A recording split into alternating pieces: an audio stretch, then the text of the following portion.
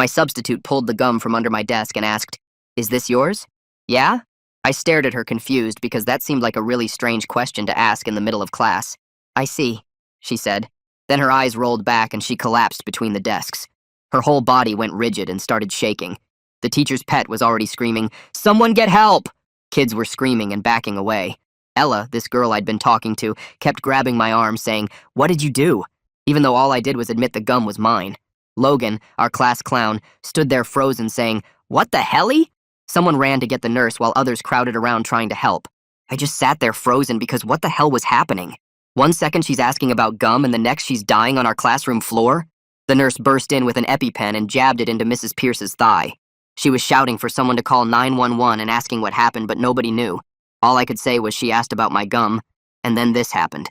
She also said something about the thermostat being too high, some kid added. Like right when she walked in. The paramedics arrived in like 5 minutes, but it felt like hours. What did she eat? What did she touch? Does anyone know her allergies? Nobody knew anything because she was a sub we'd never seen before. One paramedic kept asking if she'd been stung by something or if anyone saw her take medication. They checked her arms and neck for bug bites.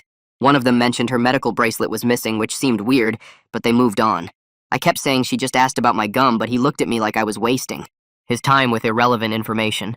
They wheeled her out and her body was still twitching. Ella wouldn't even look at me anymore. Everyone had to leave except me. They made me sit there while they took photos of my desk and the gum under it with gloves on like it was a crime scene. They also bagged up my backpack and took pictures of the whiteboard for some reason. The principal kept asking what I'd eaten for lunch. It seemed like such a weird question when our substitute just almost died, but I told him. PB&J, apple, cookies. He wrote it all down and made a phone call to someone. I heard him say something about liability and get legal on the line. 2 hours later, I was sitting in the principal's office when Mrs. Pierce's daughter showed up. The principal tried to explain what happened, but she cut him off. "My mother has a severe peanut allergy. It's in her substitute teacher file. It's supposed to be announced to every class." She turned to glare at me. "Did you know that?" "No. Nobody told us anything. She just showed up and started teaching. I don't even know why." "You ate peanut butter for lunch," she interrupted. "Then you chewed gum. Then you stuck it under your desk covered in peanut residue. My mother touched it while inspecting your vandalism. Everything clicked into place and I felt sick. This is your fault," she continued. "If you hadn't been vandalizing school property, my mother wouldn't be in the ICU right now. We're going to sue you and your family for everything." I stood up because I was done being blamed for something I couldn't have predicted. "How was I supposed to know your mom would go around touching random gum under desks? That's gross. And nobody told us about her allergy." The principal jumped in before it could escalate more, but the damage was done. I was suspended. My mom had to pick me up early, and the whole ride home I kept thinking about how insane this was. That night I was lying in bed, brain rotting, when my phone started blowing up. Like notification after notification. Logan texted, "Yo, check your Instagram. Someone posted a video of you laughing after Mrs. Pierce collapsed. It looks really bad, dude." I opened Instagram and there it was. A video from someone's story, already reposted by half the school. It showed me sitting at my desk right after Mrs. Pierce hit the floor. In the chaos, Logan had made some dumb joke and I'd given this nervous half laugh. But in the video, with no context, it looked like I was smiling while she was dying. The caption read, "This psycho really poisoned a teacher and laughed about it." The comments were even worse. People calling me a monster, saying I did it on purpose. Someone found my mom's Facebook. My address was in the replies. I tried to delete my account, but screenshots were already everywhere. That's when my mom called. She was talking so fast I could barely understand her over my own heartbeat pounding in my ears. "Lock your door right now and don't open it for anyone but me or Dad." Her voice was shaking, which scared me more than anything. "Someone posted our address online and I already called 911 because people are making threats." I jumped up and turned the lock on my bedroom door while she kept talking. "The police are sending a patrol car to check our street, but stay away from the windows." My hands were shaking so bad I almost dropped the phone. Outside, I heard car doors slamming, and when I peeked through my blinds, I saw our neighbors standing in their driveways looking at their phones and then looking at our house. Mom burst into my room with her spare key, and Dad was right behind her pulling all my curtains closed. "We need to stay back from the windows until the police get here." Dad was checking the locks on everything while Mom sat next to me on my bed holding my hand so tight it hurt. The doorbell rang once, twice, 3 times before we heard someone announce they were police. Dad went downstairs to let them in while Mom stayed with me, and we could hear voices, but not what they were saying. The officer came upstairs and took notes about the doxing and showed us screenshots people had sent of the death threats. "We'll increase patrols tonight, but you should consider staying somewhere else." He looked tired and kept checking his radio. Mom was already pulling my duffel bag from the closet and throwing clothes in while Dad grabbed my laptop and charger. We went out through the garage and took back roads to avoid main streets where someone might be watching for our car. Mom's phone wouldn't stop buzzing with texts from family asking if we were okay, and messages from numbers she didn't recognize calling her terrible things. The drive to my aunt's house 2 towns over felt like it took forever, even though it was only 40 minutes. Nobody talked except when Dad would point out a turn, or Mom would delete another voicemail without listening to it. My aunt was waiting on her porch and rushed us inside like we were running from a storm. She'd already made up the guest room and kept asking if we needed anything, but all I wanted was for this to stop. That night I couldn't sleep at all and just laid there refreshing Instagram and Twitter watching everything get worse. The video had over 200,000 views, and someone made a TikTok putting dramatic music behind it that made me look like a complete psycho. People were making memes about me being a peanut killer, and someone photoshopped my school photo onto a wanted poster. My eyes burned from staring at my phone, but I couldn't stop checking to see how bad it was getting. The next morning, the principal called Mom's phone, and she put it on speaker so we could all hear. "Your son is not allowed on the school property pending a formal disciplinary hearing scheduled for next week." His voice was all official and cold. "We've had to add extra security because parents are showing up demanding he be expelled immediately." Mom started arguing about how I hadn't done anything wrong, but he cut her off saying it was for everyone's safety, including mine. After she hung up, she started Googling lawyers and found Candace Abbott, who specialized in student defense cases. Her website said she'd handled cases of wrongful suspension, and we drove to her office that afternoon. She was younger than I expected, with short hair and glasses that she kept pushing up while taking notes about everything. This could escalate to criminal charges if the family pushes hard enough, but right now we focus on the school issue. She explained about discovery and evidence and how we needed to document everything. On the drive back, we went past our house to grab more clothes, and that's when we saw it. Someone had spray-painted Peanut Killer across our garage door in red paint. That was still dripping. Mom started crying, and Dad pulled over to call the police again while I just sat there feeling nothing.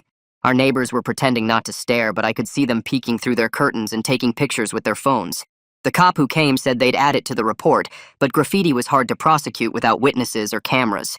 Dad spent an hour trying to scrub it off, but you could still see the outline of the letters.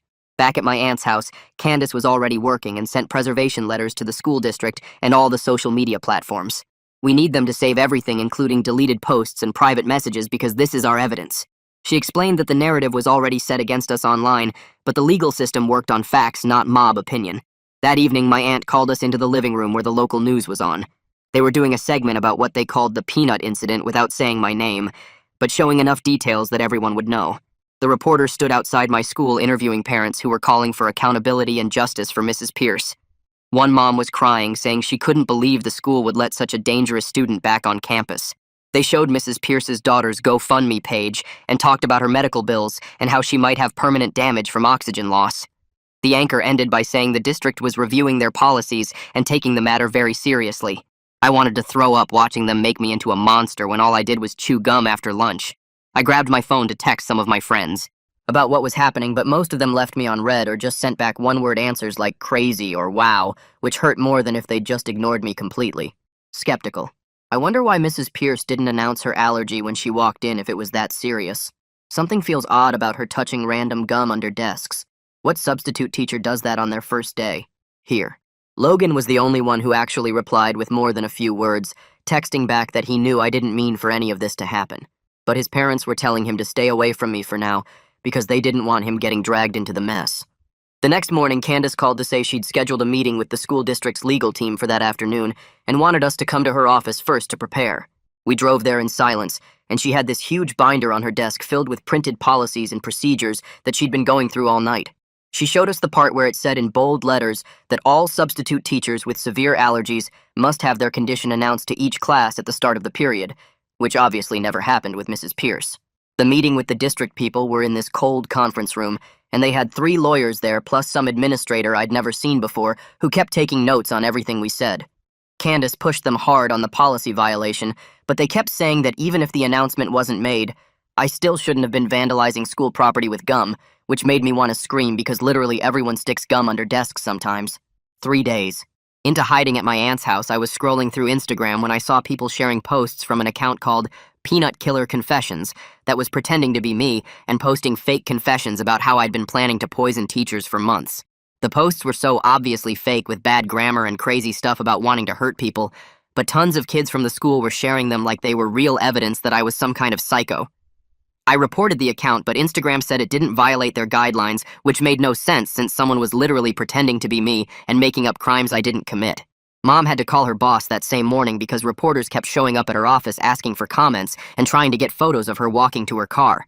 Her boss put her on paid leave to assess the situation, which we all knew meant they were deciding if having the mom of the peanut killer was too much bad publicity for their company.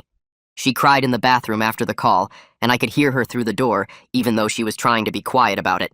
Candace decided we needed to fight back with actual evidence, so she hired a private investigator to look into who posted the original video and track down the metadata to prove it was edited. The investigator was this older guy who used to be a cop, and he said he'd seen plenty of cases where social media mobs got the story completely wrong. But by the time the truth came out, nobody cared anymore. Later that day, the guidance counselor from the school called my mom's phone, asking to talk to me about keeping up with my schoolwork while I was suspended. Janie Rivera. That sounded nice enough, but you could tell she was being super careful with her words, saying she could email my assignments, but warning that I'd still need to come in person to take any major tests, which seemed impossible with how everyone at the school hated me now. The next morning, we woke up to find a patrol car parked right outside my aunt's house because someone had posted her address online too with a caption about harboring a attempted murderer, which was insane since Mrs. Pierce wasn't even dead. The cop knocked on the door to let us know they were taking the threats seriously, but admitted there wasn't much they could do about online harassment unless someone made a specific threat with a time and place, which seemed like waiting for something bad to actually happen. Dad had to meet with our insurance company that afternoon about what would happen if Mrs. Pierce's family decided to sue us personally instead of just the school district. The agent kept talking about liability limits and coverage exclusions, explaining that our homeowner's policy might cover some legal fees, but not if I was found criminally liable for intentional harm, which made Dad's face go white because we didn't have money for a huge lawsuit. 2 days later, Candace called with some good news for once, because she'd gotten copies of the cafeteria security footage from lunch that day, showing me washing my hands at the sink after eating my sandwich and before I even chewed the gum. She said it proved I didn't deliberately contaminate anything, but warned that the court of public opinion didn't care about evidence when they'd already decided I was guilty based on that edited video. That night I was lying in bed reading comments on a news article about the incident when my chest started getting really tight and I couldn't catch my breath properly. My hands were shaking so bad I dropped my phone and I felt like I was having a heart attack or dying or something, so I stumbled to my mom's room, barely able to talk. She drove me to urgent care where the doctor said I was having a panic attack from all the stress and prescribed anxiety medication while recommending we find a therapist immediately to help me deal with everything that was happening. The next morning, Candace called while I was still in bed and told me to check my email because Roy Parrish from the school district had sent something we needed to discuss. I opened my laptop and found this long email basically saying I was completely responsible for what happened because sticking gum under desks was vandalism, and if I hadn't vandalized school property, none of this would have happened. He went on for 3 paragraphs about how the district had zero tolerance for property damage and how my actions directly caused a medical emergency that could have been fatal. Candace had already replied and copied me on it, pointing out that the district failed to follow their own written policy about announcing substitute teacher allergies to every class, and that this failure was the actual cause of the incident. She attached screenshots of their policy manual and highlighted the exact section that said all severe allergies must be announced at the start of each class period when a substitute is present. Roy shot back within an hour saying that students are still responsible for maintaining school property and that my vandalism created the hazardous condition regardless of notification failures. While this email war was happening, my phone buzzed with a text from an unknown number that just said, "Check your DMs on Discord." I almost ignored it. But something made me look, and there was a message from Parker Schultz, this quiet kid from AV Club who I'd maybe talked to twice in my whole life. He said he had the original unedited footage from our classroom that day because he'd been testing a new camera for the morning announcements and left it recording by accident. He was scared to get involved publicly because he didn't want people coming after him too, but said he'd share it with Candace if we promised to keep his name out of everything. I forwarded his message to Candace, and she set up a meeting at a coffee shop where Parker showed up wearing sunglasses and a hoodie like he was in some spy movie. He handed her a flash drive and left without ordering anything, just mumbling that he hoped it helped before basically running out the door. 2 days later, Candace scheduled an appointment with Dr. Khalid Irwin, this allergist she found who specialized in severe reactions, and we drove 40 minutes to his office where he spent an hour explaining how peanut allergies actually work. He showed us charts and studies about how heat and stress can make reactions worse, and how even tiny amounts of peanut protein can trigger anaphylaxis in extremely sensitive people. He walked us through how someone could have a reaction from touching dried saliva with peanut residue even hours after the contamination happened, and agreed to write a detailed report explaining that the reaction could have occurred even with minimal exposure. On the drive back, my mom got a call from my aunt who was crying and could barely talk because she'd gone to get the mail and found a dead squirrel in her mailbox with a note that said, "You're next," written in red marker. We drove straight there, and the cops were already taking photos and bagging everything for evidence. But the officer taking the report said it was probably just teenagers trying to be edgy, and there wasn't much they could do unless someone made a more specific threat. My aunt was shaking so bad she couldn't hold her coffee cup steady, and kept asking why people would do this when she hadn't done anything wrong, except let us stay with her. Candace decided we needed to fight back against the worst online harassers, so she filed defamation lawsuits against 3 people who'd been posting the most extreme stuff, like saying I tried to murder Mrs. Pierce on purpose and sharing our addresses with violent suggestions about what should happen to us. She explained that we probably wouldn't win all of them, but it might scare other people into backing off if they saw we were taking legal action against the worst offenders. The private investigator she'd hired called that same week with interesting news about the edited video that started everything. He'd traced the metadata and IP addresses and found that it came from a student who wasn't even in our classroom when everything happened. This kid had taken Logan's original footage from his story, cut out the parts that showed context, like Logan making the joke that made me laugh nervously, added the inflammatory caption about me poisoning a teacher, and laughing about it, then posted it from a burner. The way Parker showed up with sunglasses and a hoodie to secretly share that footage makes me wonder what else he might have accidentally recorded that day. Did his camera catch something before the gum incident too? Here. I started seeing a therapist twice a week at this place downtown that specialized in trauma from public shaming and online harassment. She taught me breathing exercises to do when I felt my chest getting tight and helped me work through the guilt I felt, even though logically I knew the reaction wasn't something I could have predicted or prevented. She had me write down my thoughts in a journal, which felt stupid at first, but actually helped me see how my brain was spiraling into worst-case scenarios that weren't even realistic. During our second week of sessions, she had me practice responses for when I eventually had to go back to the school and face everyone who thought I was a monster. 3 weeks into everything, Mrs. Pierce's daughter went on some podcast about education safety and spent 40 minutes talking about her mother's condition and how the school system had failed to protect substitute teachers from preventable hazards. She never said my name directly, but described the situation with enough detail that anyone could figure out who she meant, calling the student involved reckless and destructive, and saying the incident showed how little respect kids today have for authority figures. The podcast got shared thousands of times, with people commenting about how kids these days are out of control and need harsher punishments for even minor rule breaking. Candace was furious when she heard it and started preparing a cease and desist letter, but decided to hold off when her investigator found something even more important. He'd gotten maintenance records from the school through a public information request and discovered they hadn't cleaned gum from under desks in over 2 months, even though their policy required weekly deep cleaning of all classroom surfaces. There were work orders showing the cleaning staff had been cut in half due to budget issues, and they were only doing floors and whiteboards, skipping everything else unless there was a specific complaint. After a week at my aunt's house, we finally got to go home, but it was worse than we expected. Our house had been egged so many times that the smell was awful even from the street, and someone had taken a baseball bat to our mailbox, which was completely smashed. Dad spent the rest of the day installing security cameras while Mom sat at the kitchen table with her laptop researching homeschooling options and crying when she thought I wasn't looking. The next morning, Candace called saying we needed to meet at the district office for something important. When we got there, the principal was already sitting with the substitute coordinator and some district people I didn't recognize. Candace hit record on her phone and placed it on the table while the principal shifted in his seat, looking uncomfortable. He cleared his throat and started reading from a paper about how the substitute coordinator had failed to check Mrs. Pierce's file that morning, which meant nobody told our class about her severe peanut allergy. The coordinator kept trying to interrupt, but the principal just kept reading about protocol failures and missed safety checks. Candace leaned over and whispered that this admission changed everything about who was liable for what happened. 2 days later, Parker texted me saying he had something I needed to see. We met at a Starbucks where he pulled out his laptop and showed me footage from 3 different phones that kids had been recording when everything went down. The videos showed Mrs. Pierce going desk to desk during her inspection, touching at least 3 different pieces of gum stuck under various desks, not just mine. Parker had timestamps showing she touched 2 other desks before she even got to mine. He'd sent the footage to some lab his uncle worked at, and they said they couldn't determine which piece or pieces had peanut residue, or even when any of the gum was placed there, since some looked weeks old. Candace released all this evidence to the news stations the next week. The local news ran a segment about the school's failures, with a reporter standing outside the district office talking about safety protocols. The comments online started shifting slightly, with some people saying maybe I wasn't totally to blame if the school never announced the allergy. Most people still hated me, though, calling me careless and saying I should have known better than to put gum under desks regardless. 3 weeks later, I had to give a deposition at some law office downtown. The court reporter set up her machine while Mrs. Pierce's lawyer shuffled through papers, giving me dirty looks. For 3 hours, he asked me about every single detail from that day, trying to make me look careless and destructive. He kept asking leading questions about whether I enjoyed breaking rules or if I thought vandalism was funny.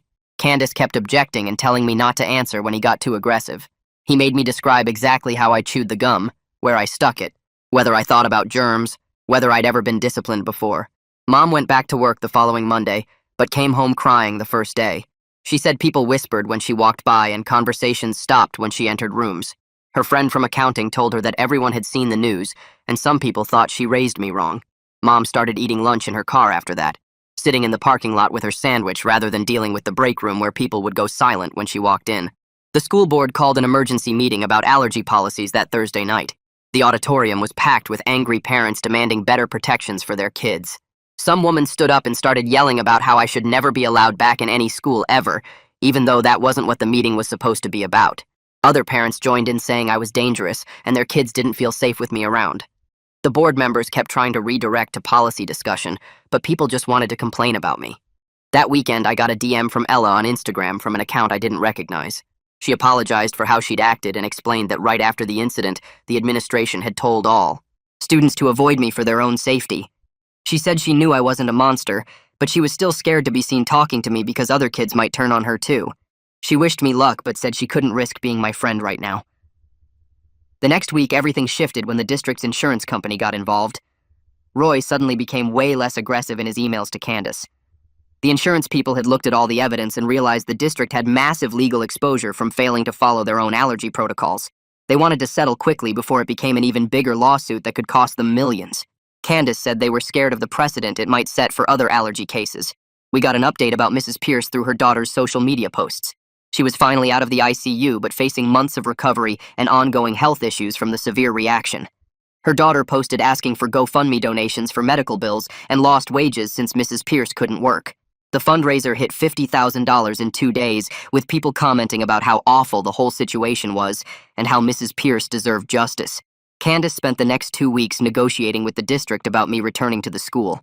They wanted me gone, but legally couldn't expel me for an accident that was partially their fault.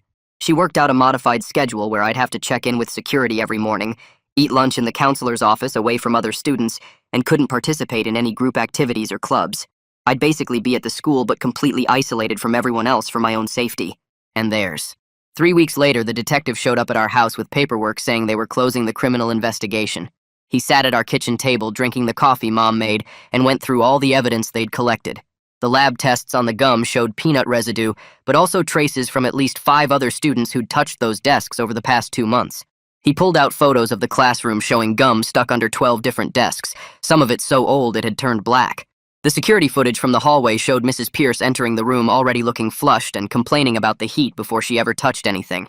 He said there was zero evidence I'd done anything on purpose, and even if I had known about her allergy, sticking gum under a desk wasn't attempted murder.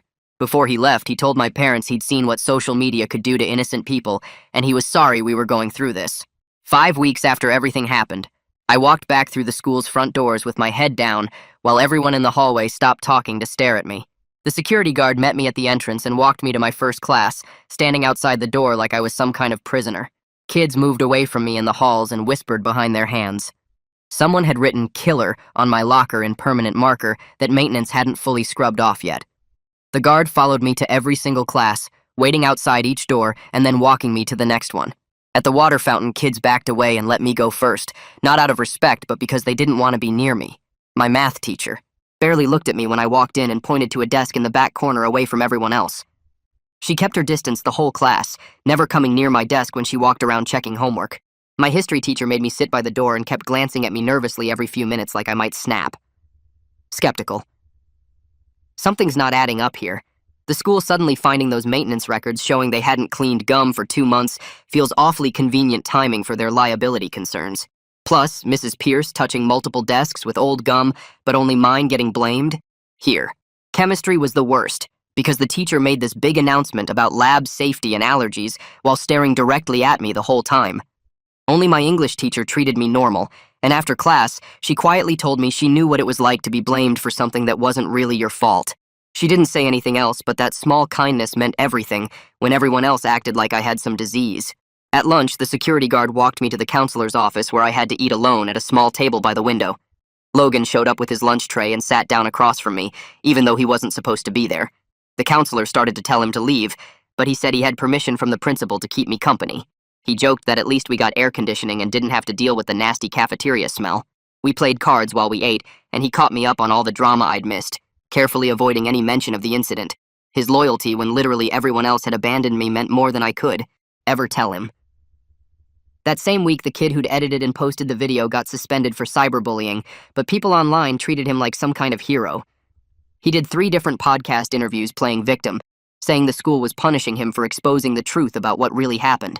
His GoFundMe for legal fees raised $8,000 in 2 days. People commented that he was brave for standing up to the system and protecting other students from dangerous people like me. He posted screenshots of his suspension letter with crying emojis and got 50,000 likes. 2 days later, Candace called with huge news that Mrs. Pierce's daughter was dropping the personal lawsuit against me and my family. Her lawyer had reviewed all the evidence Candace collected, including the school's admission that they never announced the allergy and the proof that multiple pieces of gum had been under those desks for months. Instead, she was focusing on suing the district for negligence since their insurance company would have to pay for that. Candace said this was the best possible outcome for us since the district had deep pockets, and we didn't. Mom cried with relief when she heard we wouldn't lose our house. The next school board meeting turned into chaos when a group of parents presented a petition to have me expelled with over 500 signatures. They stood up one by one saying their kids didn't feel safe with me in the building and demanding the board take action. The board president kept explaining that they couldn't legally expel someone for an accident, especially when the investigation proved the school shared responsibility for not following their own safety protocols. One dad got so angry he had to be escorted out by security when he started yelling that I was getting away with attempted murder. The petition got posted online and gathered another 1,000 signatures from people who didn't even live in our district. To get away from all the hate, I started volunteering at a food bank 30 minutes away where nobody knew who I was. The coordinator just saw me as another high school kid trying to get community service hours for college applications. I sorted canned goods and packed boxes for 3 hours every Saturday morning, feeling useful for the first time in months. The other volunteers were mostly older people who didn't use social media and just talked to me about normal stuff like sports and weather. It felt amazing to be treated like a regular person instead of some monster. Parker started hanging out with me after school, teaching me about digital security and helping me lock down what was left of my online presence. He showed me how to use VPNs and create anonymous accounts for when I needed to research stuff for school. We sat in his basement going through privacy settings and removing any traces of my real name from search results. He admitted that he'd been bullied badly in middle school and knew how it felt when everyone turned against you. He helped me set up new email addresses and showed me how to monitor if anyone was trying to dox me again. The district announced new allergy protocols the following week, including bright red wristbands that substitutes with severe allergies had to wear and mandatory announcements that had to be read in every single class. They called it the Pierce Protocol, which felt like a knife in my gut every time I heard it. Teachers now had to check a special app every morning that listed any allergies in the building. The janitors had to remove gum from under desks every single Friday with special tools and gloves. Parents praised the new safety measures at the next board meeting while shooting dirty looks at me sitting in the back row with my mom. 3 months passed before they finally let me walk through school without security following me around. I kept my head down in the hallways and counted the tiles while walking to class. Kids still whispered when I passed, but at least they stopped throwing things at my locker. Some guy made a peanut joke during lunch when the teacher stepped out. I just kept eating my sandwich and stared at my phone until he got bored and walked away. The worst part was feeling everyone watching me even when they weren't. I'd catch myself checking over my shoulder between every class. Mom's boss called her into his office after Candace sent over all the evidence proving I wasn't trying to hurt anyone. He actually apologized for putting her on leave and gave her back pay for the time she missed. She came home that night with Chinese takeout for the first time in months. Her hands still shook when she opened the containers, but she was trying to act normal. She told me her coworkers were being nicer now, but I could tell she was still hurt by how fast they'd turned on us. The guidance counselor called me in during study hall to talk about college applications. She handed me an acceptance letter from a school 2 states away that came to the office. My hands got sweaty opening it because this was my chance to start. Over somewhere nobody knew me. The letter said I was accepted for next fall with a partial scholarship for my essay about overcoming adversity. I decided right then to use my middle name, James, on everything from now on. Candace met us at her office the next week to file paperwork for a legal name change. She suggested changing the spelling slightly from my first name so Google searches wouldn't immediately connect me to all the news articles. We changed one letter and added another so it looked different, but sounded almost the same when you said it out loud. The whole process would take 6 weeks, but she said it was worth it for a fresh start. Mrs. Pierce's lawyer sent Candace a message saying his client had returned to substitute teaching at a different district. They had special protocols now where she wore a bright red bracelet and every class got told about her allergy before she entered. Her daughter wanted us to know through the lawyers that her mother didn't blame me personally. She understood it was an accident, but she couldn't forgive the situation itself. Candace said this was actually good news because it meant they weren't coming after us anymore. The district's insurance company finally settled with Mrs. Pierce's family for $200,000. They also agreed to do allergy training for all staff every single year. The janitors had to deep clean under every desk once a month with special equipment now. They banned gum completely, which made a bunch of kids mad at me, even though they didn't know the real reason. The principal announced it as a hygiene issue, but everyone figured out it was because of what happened. I became the reason nobody could chew gum anymore. Graduation day came faster than I expected. I stood in line with cap and gown, feeling like everyone was staring even though most people had moved on. When they called my name, I walked across the stage to polite clapping instead of the boos I expected. Logan stood up and cheered really loud from the audience. A few other kids joined in, which made me realize some people had actually forgiven me. My mom took pictures with tears running down her face. The guidance counselor made me write 2 different college essays over the summer. The first one talked about learning to live with public shame and dealing with unintended consequences. She said it was powerful and showed real growth. Then she told me to write a backup essay that didn't mention the incident at all. She explained that admissions officers might Google me and get scared off by all the old news articles. The second essay was boring and talked about volunteering at the food bank instead. I got a job at a warehouse 40 minutes from home where nobody recognized me. The manager just saw another kid needing summer work before college. I loaded boxes onto trucks for 8 hours a day in the heat. My coworkers were mostly older guys who didn't care about social media drama. Being anonymous felt amazing after months of everyone knowing my face. I ate lunch alone in my car and listened to music. Nobody whispered or took pictures or made peanut jokes. For 8 hours a day, I was just James, who worked in shipping. Parker came over one night to help me set up new social media accounts for college. We used my middle name and a nickname version that nobody would connect to my real identity. He showed me how. To lock everything down with privacy settings. We joked that it was like witness protection for suburban kids. He understood because he'd been through his own problems with online harassment in middle school. He helped me create new email addresses and showed me apps for managing multiple identities online. Moving day arrived at the end of August. Mom helped me pack everything into our car for the drive to college. She kept finding excuses to come back to my room for things we'd already packed. Dad loaded the car 3 different times trying to fit everything perfectly. Curious. Parker teaching him all those privacy tricks really shows how much thought went into protecting his identity. Did Parker learn all that stuff from his own bad experiences in middle school? Here. The drive took 6 hours, and Mom cried for the first 2. She kept reaching over to squeeze my hand at red lights. When we got to campus, she helped me unload everything into my dorm room.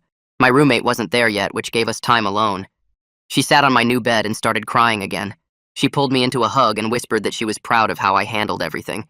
She said most kids would have given up or done something stupid, but I kept going. She was crying because I survived something that could have destroyed me. Dad helped carry the last box up to my room, and then they both stood there not wanting to leave. My roommate showed up an hour later dragging 2 suitcases and looking just as nervous as me. His name was Leighton, and he was from 3 states away studying computer science. We spent that first night setting up our gaming systems and ordering pizza from this place that delivered until 2 a.m. He asked about my high school, and I just said it was boring and changed the subject. We played Call of Duty until 4 a.m., and he never asked why I didn't have any social media or why my phone never buzzed with texts from friends back home. The next few weeks, we fell into this routine of classes during the day and gaming at night. Leighton introduced me to his friends from the engineering dorm, and suddenly, I had this whole group who knew nothing about what happened. They called me by my middle name because that's how I introduced myself, and nobody ever questioned it. I declared my major as public health during sophomore year after taking this intro class about food safety systems. The professor kept talking about institutional failures and prevention protocols, and I found myself taking notes like my life depended on it. My advisor noticed I always sat in the front row and asked tons of questions about allergy management. She said she'd never seen an undergraduate so passionate about something most students found boring. I started working in her research lab cataloging data about allergic reactions in schools. She kept commenting on how thorough my work was and how I caught patterns other students missed. Spring break junior year, Logan drove 14 hours to visit me. We went to this dive bar near campus where nobody cared that our IDs were sketchy and just talked about everything except the obvious. He told me about kids from our high school who'd gotten arrested for drugs or pregnant or dropped out. Some parents still brought up my name when complaining about kids these days at the school board meetings. He said the new principal made every teacher read their substitutes, medical file out loud before letting them in the classroom. We laughed about how insane senior year was and how we both ended up okay despite everything. He crashed on my dorm floor for 3 days, and it felt like having a real friend again. The dining services director asked me to join their allergy committee after my advisor recommended me. I spent hours reviewing their protocols and suggesting changes based on everything I'd learned the hard way. The director kept asking where I got such detailed knowledge about cross-contamination and emergency response procedures. I wrote up a 20-page report about preventing allergic reactions through better communication systems. They implemented almost all my suggestions, and the director said I should consider consulting work after graduation. I applied to graduate programs focusing on public health policy and got into 3 good schools. My thesis advisor read my application essay about institutional responsibility in health crises and called it remarkably mature for someone my age. She said most students didn't understand the real-world implications of policy failures until much later in their careers. I started working on research about how schools and institutions handle medical emergencies. 2 years into grad school, I got a LinkedIn notification that made my stomach drop. Ella had found my profile and sent a connection request with a long message. She said she'd been following my work in public health and wanted to apologize again for how she'd acted. She told me she'd spent years correcting people when they brought up the story and trying to explain how the internet mob got everything wrong. She was working as a teacher now and made sure to always check medical files for every substitute. We exchanged a few messages, and she mentioned she used my case as an example when training new teachers about allergy awareness. After finishing my master's, I got hired by a nonprofit that develops safety programs for schools. My boss had no idea about my history and just saw someone with tons of knowledge about allergy protocols and emergency response. I traveled to different districts helping them set up better systems for managing student and staff allergies. Every protocol I wrote might prevent another kid from going through what I did. I never mentioned my personal connection, but sometimes administrators would comment on how realistic my scenarios seemed. 5 years had passed when I proposed to Sarah, this girl I met at a conference about public health policy. She knew my whole story because I'd told her on our 4th date, and she'd just held my hand and said everyone deserves a second chance. The wedding was small, just family and close friends at this venue near the mountains. Logan flew in to be my best man and spent the whole bachelor party telling stories about how we'd survived high school together. During the reception, he gave this speech about loyalty and standing by friends when the whole world turns against them. He didn't mention the incident directly, but talked about how real friendship means showing up when things get hard, not just when they're easy. He said he knew from that first day freshman year that I was someone worth keeping around, even when everyone else said otherwise. Sarah's family had no idea what he meant, but my mom was crying and Dad kept patting my shoulder. The DJ played terrible music and my aunt got too drunk, and Leighton caught the bouquet even though he wasn't supposed to be in that group. I stood there watching everyone dance and realized the worst thing that ever happened to me had also shown me exactly who really mattered and what I wanted to do with my life. Well, that was definitely a journey to share with you all. Kinda makes you look at things a little differently, right? Thanks for sticking around with me. Like the video, it helps more than you think.